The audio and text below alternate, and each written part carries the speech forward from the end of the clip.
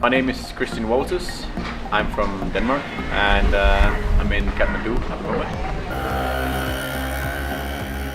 I think Nepal is the 12th country and I've been going for a good 1.5 years, about 550 days. What I remember the best is the people I met, but I guess the highlights would be some of the problems I had on my way. The first problem would be when my credit card stopped working in Ukraine and I didn't have any food and I was sleeping in a tent. I was trying to get across the border because on my bike, but because of the civil war between Russia and Ukraine, I had to go the long way around, and it took me a week to go 50 kilometers because of that. So I was starving and it was cold because I couldn't buy any clothes. So yeah, it was minus 13 degrees and I had like 3 t-shirts on and that was it.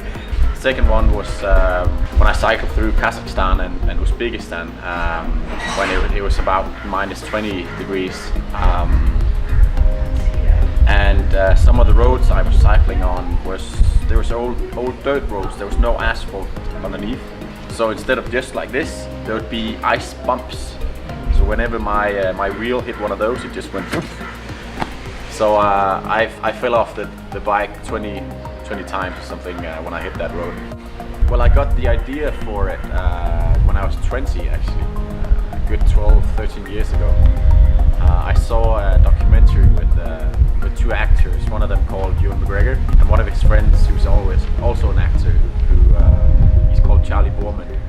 They made a documentary where they traveled around the world on motorbikes, and I saw that and just thought, I have to do that. I just wanted to do it my own way instead of just copying theirs. So yeah, cycling from Denmark to India sounded like a good idea. My original plan was to see if I could get on a boat or buy a boat in India, but there's not a big market for that in India, so I couldn't find any. So I had to find another way to get to Thailand, because apparently that's where you buy boats. And I just thought it would be cheating to fly. I mean, it would be too boring. So I thought of buying a scooter at first, but then it kind of evolved into, well, it would be cooler to have a rickshaw because I could have all my stuff in there and I could sleep in the rickshaw. And I would be a bit shielded from all the weather and that sort of thing. I've been working for many years, and I was supposed to save up for it because I knew I was going to do this at some point. But I didn't really save up for it. I just got really lucky because I bought an apartment in Denmark when the prices for real estate was really low, and like 3-4 years later, it had doubled in price. So I thought I have to sell this apartment. If I don't sell it, it would mean I have to go back to Denmark. I had already decided to go back to Denmark. But if I sold it, I would have the money, and if I found a place I really like Nepal, I could stay here. So I sold the apartment, and that's what I've been going on ever since with that money. The good thing about traveling is I started writing a blog, and the good thing about that was I got to put everything into words. So I kind of got all the things you normally walk around with in your daily life. I got to put it down into words, and it made everything really clear. So it just made it really clear who I am and what I need and what I like and what I don't like and that sort of thing. But I've learned a lot about all the different cultures and all the different people I've been through.